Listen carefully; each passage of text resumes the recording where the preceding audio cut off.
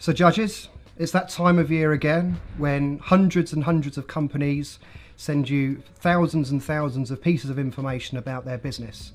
Now Julie, Blaze, Jason, Sandra, Paul and Regis Removals, who are sponsoring the Business Personality Award. Again, last year we did a video and I wanted to stand out from the crowd. But we've done something a little bit different. I wanted to grab your attention in terms of what we've offered our clients in 2017. More importantly, I wanted to spend some time about what I've done as a business owner, as a director, and as a human being.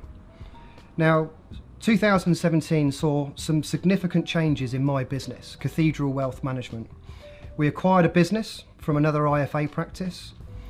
We've doubled our client bank, and we still hold 100% client satisfaction record. Now, what does that mean for our clients? It means 254 of our clients trust us with millions and millions of pounds of their money. But do they trust us purely on performance? Do they trust us purely on charges? No, they trust us because we give them bespoke advice. The advice that we give them is tailored. So when they come and speak to me, I know the names of their grandchildren. I know the names of their children. I know their aspirations. I know their objectives through life. I also know how to get them to these objectives. So 2017, I undertook a challenge which my doctor, my wife, my father, and 254 clients said that I wouldn't achieve. I'm nearly 20 stone.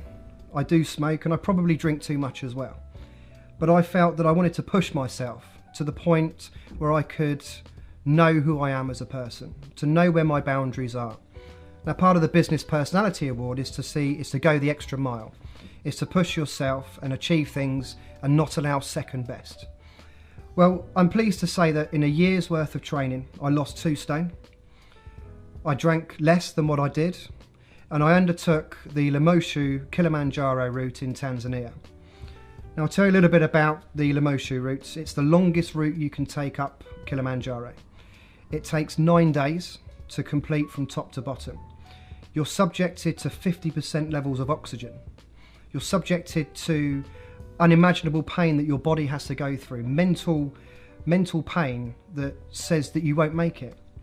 Now imagine being in a scenario with, in my case, 30 other people, 4,000 meters up in a mountain, with little in the way of medical assistance, little in the way of help, and being a third world country, should something go wrong, it's very difficult to get to hospitals very quickly. Now, I promised my wife one thing. I promised that by undertaking this challenge, I wouldn't do anything stupid.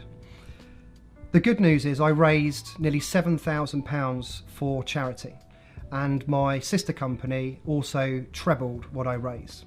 And that money went to a lot of children's hospitals, to hospices, to cancer research centres, all around the South Coast. My Kilimanjaro trip unfortunately finished early.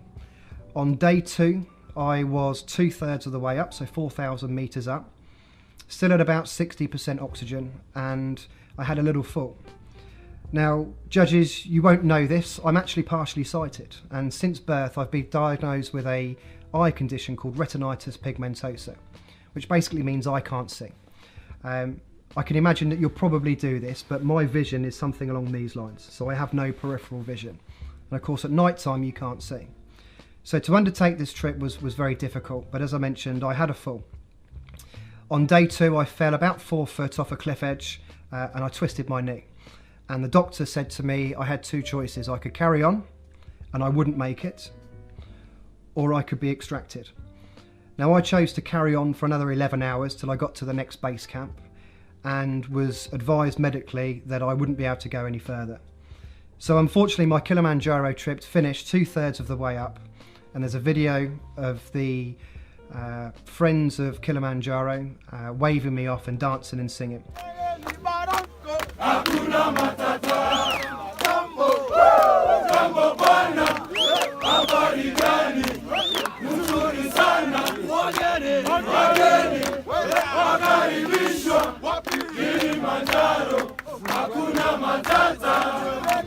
But I didn't stop there. I didn't think that my trip in Tanzania should finish.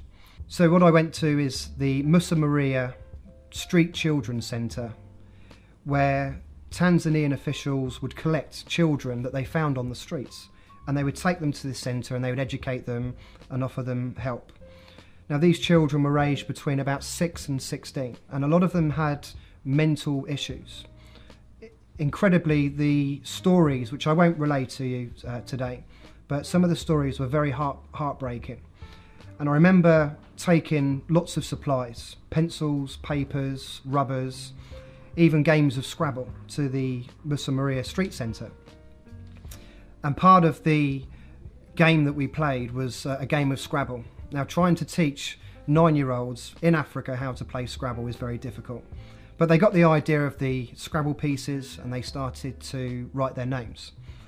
And one of the African children wrote Mary. And I said, "What's that?" She said, "Mary, that's my mother." So I corrected the name, and she then told me a story that her mother had died. Now, being the softie that I am, I guess, the director of the Musa Maria orphanage took me to where the children were sleeping, and the roof had collapsed. And I thought, irrespective of the fact that I didn't complete Kilimanjaro, I raised enough money for them. I wanted to go the extra mile, and I wanted to help these children. In 2017, I helped set up the Bognor Regis Junior Park Run. And this enabled children from the Chichester and Bognor Regis to run every Sunday with their parents and their friends and their family. It's important to me to give back to the local community. And for a very small investment, or a very small grant, it allowed these children to run every Sunday. Now, we all know that we're living in an age of obesity, and I think to give these children time on a Sunday to run with their family is obviously very good. To me, giving back to the community is very important. So something a little bit more business related. In 2017, I created the Entrepreneurs Club, which allowed like-minded individuals to get together and understand each other's businesses. Now, this is not a networking event. A networking event which allows people to get together and sell a product.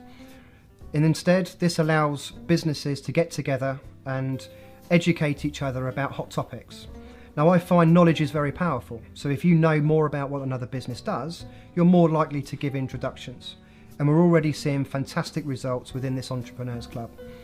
It also allows businesses to have one-stop shop advice.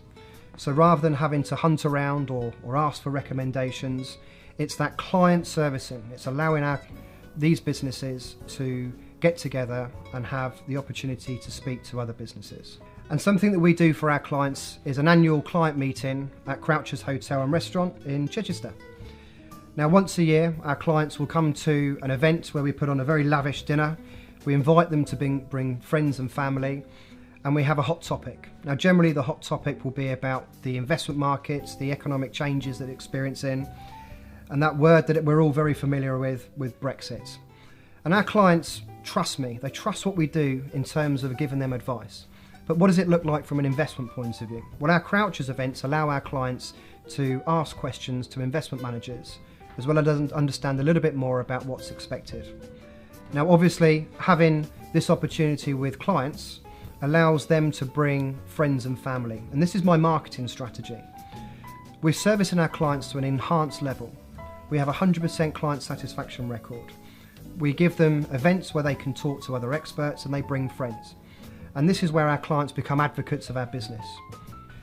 In 2017, I was approached by an ex-Paralympic athlete, a guy called Paul Spanner, who is raising money to take disabled children up in aeroplanes.